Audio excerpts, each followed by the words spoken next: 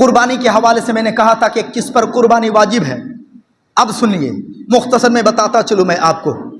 कुर्बानी के अंदर जो मुसलमान 10 जिलहिज से, किस दिन से, 10 जिलहिज से 12 जिलहिज तक, ठीक है, 10 जिलहिज्जा के सूरज निकलने से लेकर 12वीं के सूरज डूबने तक, इस टाइम के अंदर जो भी मुसलमान आजाद, आकिल, बालिग, मुकीम, अगर वही जितने पैसे के मालिक वो रमजान में हुआ था जिसकी वजह से रोजा फर्ज होता है, ठीक है, 52.5 तोला चांदी या 7.5 तोला सोना, इसका डिटेल्स मैं पहले बोल चुका हूं रमजान में, मेरे यूट्यूब चैनल में मौजूद है, आप वहां जाके मालूम कर सकते हैं कि ग्राम के हिसाब से कितना बनता है। मगर रमजान में और इसमें फर्क यह है कि रमजान में क्या कि पूरा साल गुजरना जरूरी है, और यहाँ साल गुजरना जरूरी नहीं है, बल्कि यहाँ 3 दिन के अंदर 10, 11, 12, तो 10 से लेकर के 12 के शाम तक, इस बीच में वो जब भी इतने पैसे का मालिक होगा, इतना सोना या इतनी चांदी का मालिक होगा, या उसके मिकदार माले तिजारत है, या घर में रहने के लिए साजो सामान है जो जरूरत से जायद है, और जरूरत से जो ज्यादा माल है, अगर उसका माल इतना बनता हो 52.5 तोला चांदी या 7.5 तोला सोने का अगर बनता हो, तो उस पर कुर्बानी वाजिब है। उम्मीद है कि आपने समझ लिया होगा कि कुर्बानी किस पर वाजिब है। और एक चीज, इनके एक मौलवी साहब ने यह बताया कि कुर्बानी हर एक मुसलमान पर वाजिब नहीं है। हमको हंसी भी आती है।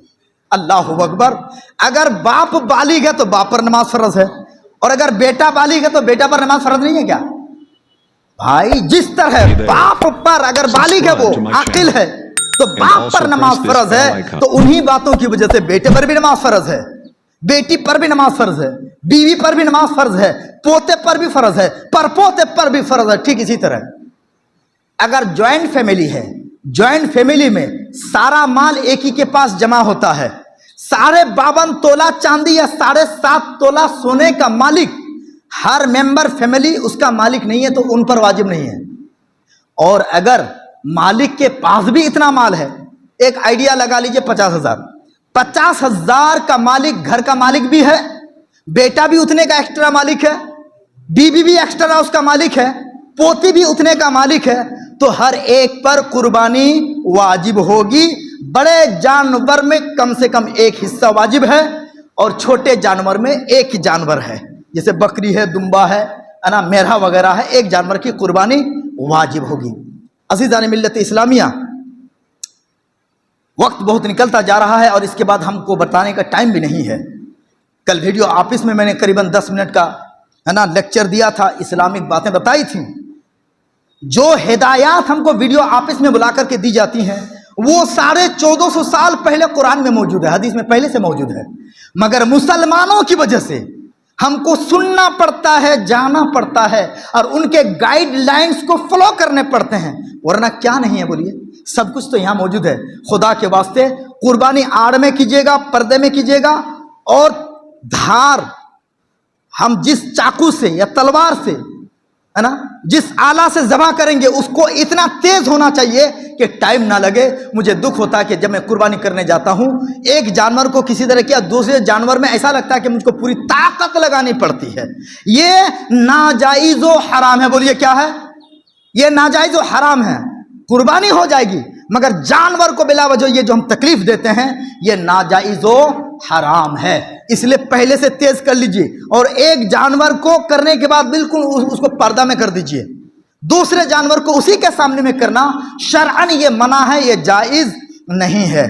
गोश्त वगैरह हम ओपनली लेके जाते हैं, ये बिल्कुल गलत तरीका है। उसके बाद उस दिन क्या होता है, हम अपने बच्चों को, हमारा बेटा है, बाइक हमने दे दिया, बड़का मोबाइल दे दिया, बस अब वो क्या आवारागिरी करेगा, इधर घूमेगा उधर घूमेगा। 40 की स्पीड में चलानी चाहिए, 70-80 की स्पीड में चलाता है, अपनी जान को भी खतरे में डालता है, दूसरों को भी मुसीबत में डालता है, और अपने खानदान वालों के लिए भी वो वाले जान बन जाता है। खुदा के वास्ते बच्चों को कंट्रोल कीजिए। ये तो ऐसे भी इस्लाम से बाहर चीज है, मगर हम खुशी के नाम पर बहुत सारी मुसीबतें मोल लेते हैं। इसलिए आप बच्चों को कंट्रोल कीजिए। और वीडियो कैप्चरिंग, फोटो कैप्चरिंग, बिल्कुल आप हरगिज़ ना करें।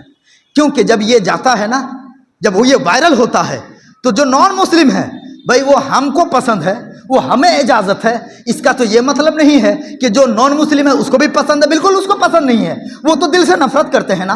तो जो चीज़ उसके लिए नफरत की चीज़ है, हम उनको अगर वायरल करते हैं तो हम अपने आप इस्लाम के लिए खतरा पेश करते हैं, इस्लाम के लिए मुसीबत बोल देते हैं, और ये जायज़ नहीं है। खुदा के वास्ते क्या ज़रूरत है? ये कौन सा सवाब का काम कर रहे हैं? ये कौन सा आप पुण्य का काज कर रहे हैं कि वीडियो कैप्चरिंग करके और क्या कहते हैं कि फोटो लेकर के आप रखेंगे, वायरल करेंगे, व्हाट्सएप में वायरल करेंगे, हैं? इस तरह बिल्कुल गलत हरकत है। ऐसा आप हरगिज़ मत कीजिए, हरगिज़ मत कीजिए। उम्मीद है कि आपको बात समझ में आ गई होगी। और अरफा का रोज़ा, यूं तो 10 दिन के बारे में गुज़श्ता जुमा को बता दिया था। अरफा का रोज़ा सामने, बोलिए सामने संडे को है। कब है? बोलिए अरफा का रोज़ा सामने संडे को है, संडे को। इसके बारे में आया सयामो योम अरफा इन्नी आहतसिबु अलल्लाह अन युकफ्फिर सनतल्लती क़ब्लहु व सनतल्लती बादहु। मुस्लिम शरीफ, अबू दाऊद शरीफ, तिरमिज़ी, इब्न माजा, इमाम अहमद इब्न हम्बल, करीबन तमाम कुतुब हदीस के अंदर मौजूद है कि अरफा के रोज़े के बारे में हुजूर फरमाते हैं कि मुझे उम्मीद है कि अरफा का रोज़ा जिसने किया 1 साल का पहले और 1 साल बाद का गुनाह माफ फरमा दिया जाता है। और एक रिवायत में है कि 2 साल अगले पिछले गुनाह को माफ कर दिया जाता है। और तबरानी और बेहकी के अंदर है कि सयामो योम अरफा का सयाम अल्फ यौम, अरफा के एक दिन का रोजा 1000 दिन रोजा रखने के बराबर है। लिहाजा आप ये रोजा खुद भी रखिए, हो सके तो आप शनिचर को और इतवार को ये रोज़ा ज़रूर रखिए। देखिए नहीं करेंगे तो गुनाह नहीं होगा, मगर नहीं करने से कितना बड़ा सवाब छूट जाता है पता है आपको। इसलिए आप ज़रूर करें, औरतों से कराएं, बीवी से कराएं, बच्चों से कराएं। अल्लाह रब्बे कदीर की बारगाह में दुआ करता हूँ कि मौलाए कायनात हम मुसलमानों को जो बातें हमने की, इन तमाम बातों पर अमल करने की तौफीक अता फरमाए। बोलिए आमीन सुम्मा आमीन। व आखिरु दावाना अनिल हम्दुलिल्लाह।